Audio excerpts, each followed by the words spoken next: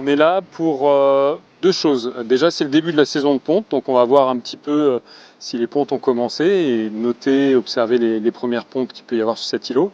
Et la deuxième chose, c'est qu'on va déposer des thermomètres qui vont nous permettre de faire le suivi de la température sur l'ensemble de la saison de ponte des tortues.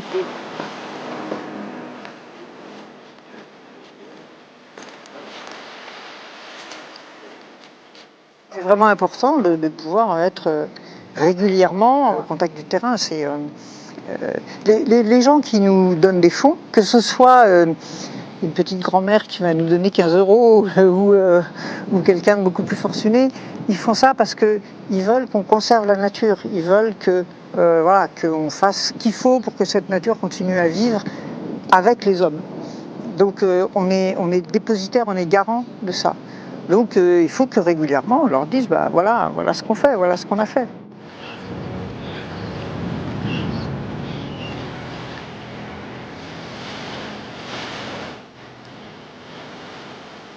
Là, on voit que c'est des traces qui sont avec une montée alternée. C'est-à-dire que la tortue, elle fait une nageoire après l'autre. Et en fait, on a des traces asymétriques de montée.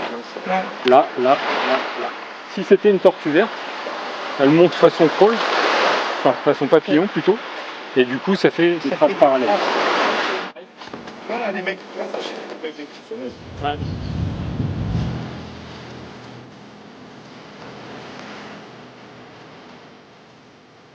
Donc là, je vais déployer un thermomètre sur l'îlot que l'on va laisser pendant toute la saison de ponte des tortues et qui va nous permettre justement de voir un peu la température moyenne du mois de novembre jusqu'au mois de février-mars où les tortues arrêtent de pondre et où les bébés sortent des nids pour aller en mer.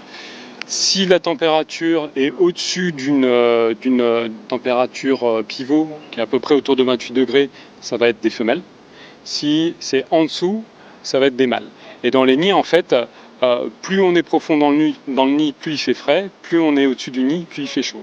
Normalement, on a un équilibre, plus ou moins de 50% entre les tortues qui vont devenir des mâles et des femelles. Or maintenant, avec les conséquences du changement climatique et l'augmentation de quelques degrés, eh bien, on voit qu'on a des nids qui, à certains endroits, sont complètement déséquilibrés. Si on se retrouve avec exclusivement des femelles, clairement, ça ne peut plus marcher. Et même avec une grande majorité de femelles, on imagine que ça peut déséquilibrer énormément les processus écologiques, démographiques de la population et avoir des conséquences très néfastes sur cette espèce. Ah bah voilà, il va se promener. C'est évidemment facile. Ok, les petits courriers, de toute façon, vous remontez dans une mer, on va mettre un jour. Chaque oreille, ils vont prendre une ou deux, et après. Ouais.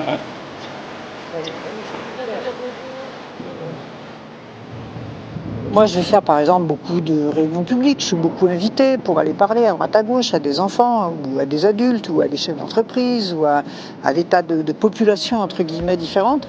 Et du coup, je peux me nourrir de tout ce que je vois ici pour leur raconter des histoires. Parce que vous savez, on peut faire des tableaux avec des chiffres, hein, c'est bien, et les scientifiques en font des super et c'est hyper important. Mais ça touche pas le cœur des gens. Ce qui touche le cœur des gens, c'est quand on leur montre les choses et qu'ils ont l'impression qu'ils participent et qu'ils peuvent aussi être fiers eux-mêmes, de se dire je suis un petit peu moi aussi de cette histoire-là.